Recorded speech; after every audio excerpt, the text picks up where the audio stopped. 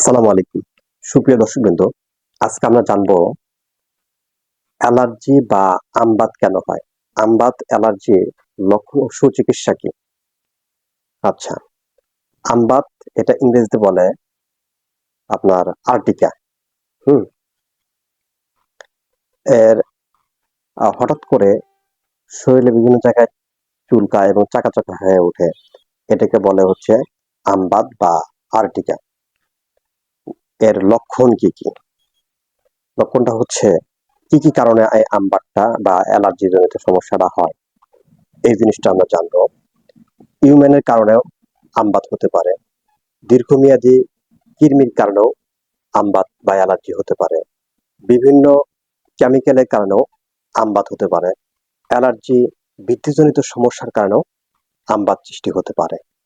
এরপরে আমাদের খাদ্যদ্রব্যের মধ্যে সমস্যার কারণেও আমবাত হয়। যেমন হচ্ছে গরু মাংস, ইলিশ মাছ, বেগুন, চিংড়ি মাছ এগুলির কারণেও আমবাত বা আর্টিকা হতে পারে বা অ্যালার্জি হতে পারে। বিভিন্ন ওষুধের কারণেও হতে পারে আমবাত বা আর্টিকা বা অ্যালার্জি যেটাই বলেন না কেন। এরপরে বিভিন্ন ওষুধজনিত সমস্যার কারণেও হতে পারে। হুম? তো আমরা আহ, বিষয়গুলি কিভাবে নির্ণয় করব? তো এইগুলি আমরা আহ, আহ, যেমন ধরেন যে 7 নম্বরে শরীরের অতিরিক্ত অ্যালার্জির কারণেও আমবাত হতে পারে। হুম?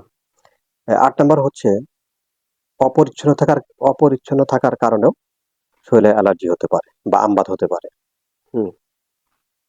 এরপর হচ্ছে নাম্বার 9 হচ্ছে বিষাক্ত পোকামাকড় যদি আমাদের শরীরে কামড় দেয় সেক্ষেত্রে আমবাত বা আর্টিকা হতে পারে। বিষাক্ত পোকামাকড় কামড় দিলে এটা খুব মারাত্মক জিনিস।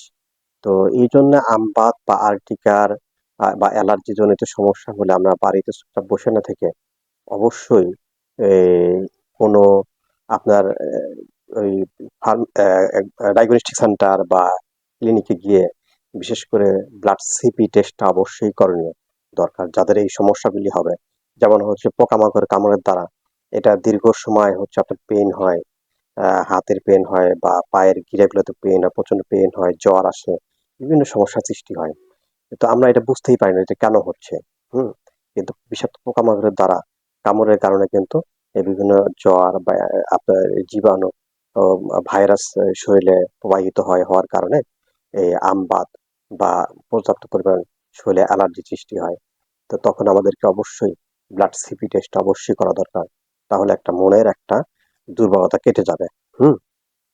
এরপরে হচ্ছে এটার থেকে মুক্তি পাওয়ার করণীয়টা কি? হুম?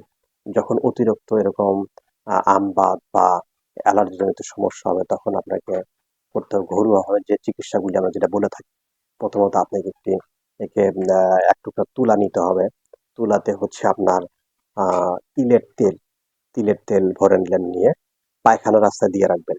এই মিনিট 10 দিয়ে রাখবেন। দেখবেন যে তিলেস্মাতে একটা কাজ করবে। খুব ভালো আপনার এনার্জি ফিল হবে। দ্রুত গতিত আমবাত বা অ্যালার্জি কমে আসবে। এরপর আরেকটি কাজ করতে পারেন যে আপনি যে জায়গায় চুলটা ক্ষত হয়ে গেছে ওই জায়গাগুলিতে আপনি হচ্ছে কি বলে খাবারের যে সোঁটা, হুম? 1 চা চামচ খাবারের সোঁটা আর 500 মিলিগ্রাম পানিতে হচ্ছে মিশিয়ে ওই জায়গাগুলিতে আপনি কি মেসেজ করে দিলেন। তাহলে আল্লাহ চাইতে দ্রুত আরোগ্য পাবেন। এরপরে হচ্ছে এটা হচ্ছে প্রাথমিক চিকিৎসা, ঘরোয়াভাবে চিকিৎসা। তারপর যখন এতে যদি কাজ না হচ্ছে তখন সেই ক্ষেত্রে আপনার কোনো চর্ম, যৌন, সেক্স অ্যালার্জি বিশেষজ্ঞ ডাক্তারের কাছে যেয়ে শরণাপন্ন হতে হবে। ইভেন অবশ্যই ব্লাড সিপি টেস্টটা অবশ্যই করণীয় দরকার। হ্যাঁ? তাহলে আপনার আসল জিনিসটা বুঝতে পারবেন যে কোত্থেকে হলো, কেন হলো, কি কারণে হলো। তো ঠিক আছে বন্ধুরা, দেশ ও দেশের বাইরে যারা আমার এই অ্যালার্জি জাতীয় বা আমবাত জাতীয় যে এই তথ্যগুলি জানলেন, প্রত্যেককে জেআরডিবির পক্ষ থেকে ধন্যবাদ জানিয়ে আমার কথা শেষ করছি। ভালো থাকবেন, সুস্থ থাকবেন।